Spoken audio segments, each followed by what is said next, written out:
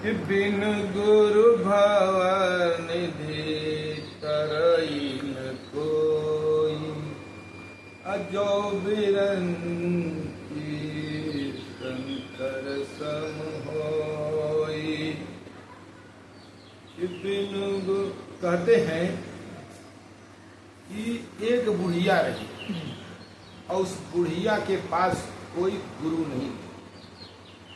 वो बुढ़िया बेचारी, अब उसकी यही इच्छा थी कि कोई अगर हम गुरु बना लेते तो मेरा उद्धार हो जाता, मेरा कल्याण हो जाता, और मेरे पास जो धन संपत्ति, जो हमारे पास सोना चांदी जो रखा है, यह हम अपने गुरु को दे देते और उनसे हम मंत्र ले लेते तो हमारा उद्धार हो जाता और मेरा कल्याण हो जाता।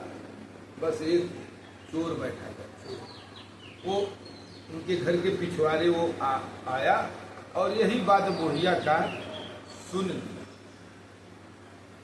तो वह सोचा कि अब क्या करें, अब हम जो है लाओ गुरु बन जाते हैं। वह नकली गुरु बन गया और नकली गुरु बन करके साफा उफा बांध करके और चंदन लगा करके उस बुढ़िया के पास पहुंचा।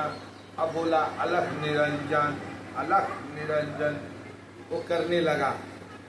अब अलख निरंजन वह करता। बुढ़िया आई, देखी कि ये तो आगे कोई गुरु। पूछा सरकार आप आ गए, बहुत बढ़िया, बहुत अच्छा, धन्य है कि आज आप हमारे यहाँ पधारे। हमको गुरु की आवश्यकता थी, पर उनका सेवा हुआ की चरण पखारी और गुरु जी से उनसे बोली कि ऐसा है कि हमको मंत्र चाहिए। तो गुरु महाराज कहे कि एकदम ठीक है, मैं तुमको मंत्र दे दूँ। बस गुरु महाराज ने कहा, वही जो गुरु जी थे वो चोर गुरु जी बोले कि ऐसा है कि चलो मंत्र दूंगा, लेकिन पहले चल करके तुम स्नान कराओ। अब स्नान करने के लिए नदी, थोड़ी बगल में नदी थी, उसी नदी में स्नान करके के लिए ले गए। और उधर से जब वो स्नान करके लौट तो उसको एक पेड़ में उनके गुरु जी ने उसको बांध दिया। और पेड़ में बांध करके और कहा कि जब तक मैं वापस न लौटूं तुम यहीं पर मेरा कल गुरु का ध्यान करो और जय गुरु जी का नाम का जप करो, गुरु का ध्यान करो और उनका जप करो, बस तुम्हारा काम यही है।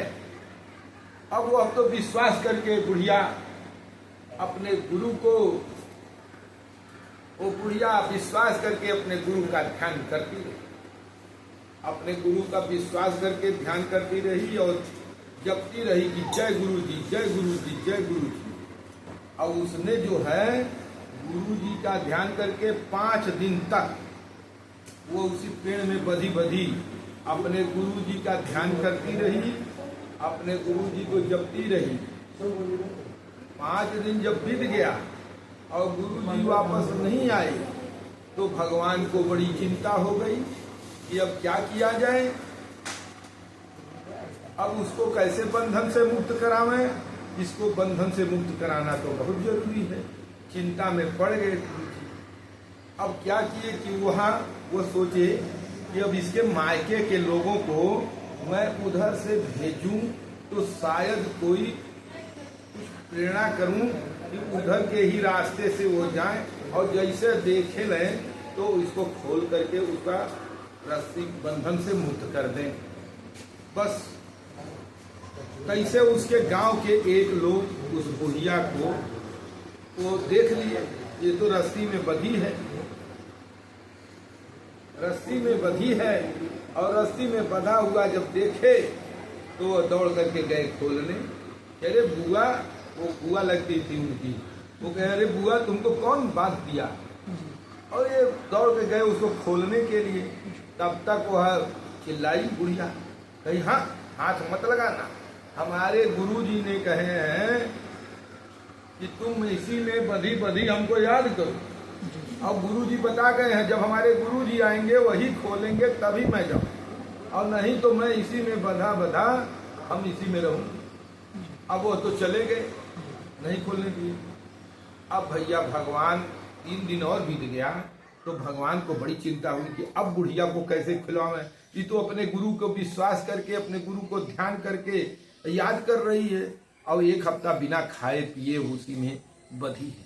और अपने गुरु का ध्यान करे, जय गुरु जी, जय गुरु जी, जय गुरु जी। अब गुरु तो लौटे नहीं, उसका जितना सब सामान था उसके घर में से उठा करके और ले करके चले गए। अब भगवान को बड़ी चिंता हो गई कि वो तो भक्त है, वो बुढ़िया तो याद कर रही अपने गुरु को विश्वास करके। अब गुरु जी तो चले गए लेकर माल। अब क्या करे कि नारद भगवान को बुलाए। अब जब नारद भगवान आए तो नारद ने बताया भगवान ने कि जाओ और उस बुढ़िया को बंधन से मुक्त करो, वो जो बाधी थी। अब वो बंधन से मुक्त करने के लिए नारद भगवान वहाँ बीना बजाते हुए श्रीमन नारायण नारायण करते हुए वहाँ पहुँचे। जब श्रीमन नारायण नारायण करते हुए पहुँचे तो बुढ़िया से कहे कि ऐसा है कि मैं गुरु हूँ, अब मुझसे बड़ा कोई गुरु है नहीं, तुम हमसे मंत्र ले लो, हम तुमको बंधन मुक्त कर देंगे। मगर वो बुढ़िया अपने विश्वास पर अडिग रही और वह कही कि जब तक हमारे गुरु जी नहीं आएंगे तब तक हम इस बंधन से मुक्त नहीं होंगे, जब हमारे गुरु जी आएंगे तभी मैं जाऊंगी, ऐसा वो कहने लगे। फिर जो है वो नारद भी नहीं कुछ कर पाए, नारद भी वापस चले गए, वो भगा दी बुढ़िया। कही कि जब हमारे गुरु वही हैं तब हम जाएंगे, हमारे गुरु जी आएंगे तभी। अब क्या हुआ कि भगवान को और चिंता हो गई।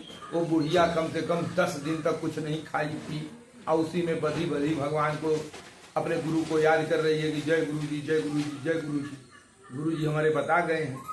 अब भैया नहीं आए तो भगवान को चिंता हो गया कि अब क्या करें।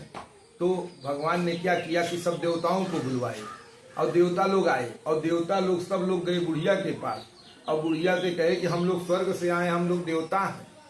वो कही तो हो देवता, हम तो देवता से ना ही मतलब है, और हमका देवता से कहा, हमके अपने गुरु से मतलब है। जब हमारे गुरु जी आएंगे वही खोलेंगे तभी मैं जाऊं। अब वो भी देवता सब वापस चले गए। अब भगवान को और चिंता हो गई कि अब क्या करें, कैसे इसको बंधन से मुक्त करें।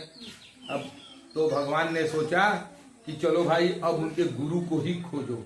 अब बस गुरु को खोजवाए और गुरु को पकड़वाए और गुरु जब आए तभी वह बुढ़िया जैसे अपने गुरु को देखी कि वाह हमारे गुरु आ गए, तब वह तुरंत कही कि धन्य है हमारे गुरु।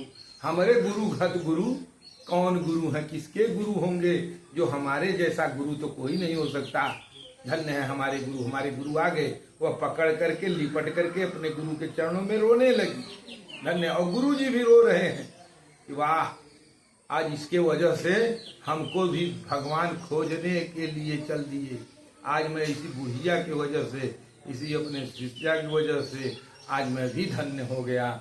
वो भी तो बोल दे वृंदावन बिहारी लाल की। इसी नाते लिखा गया है कि बिनु दुर्भावनिधि तरई न कोई, जो बिरंची शंकर सम होय। बस विश्वास, अगर विश्वास नहीं है तो कुछ भी नहीं होता। केवल विश्वास है।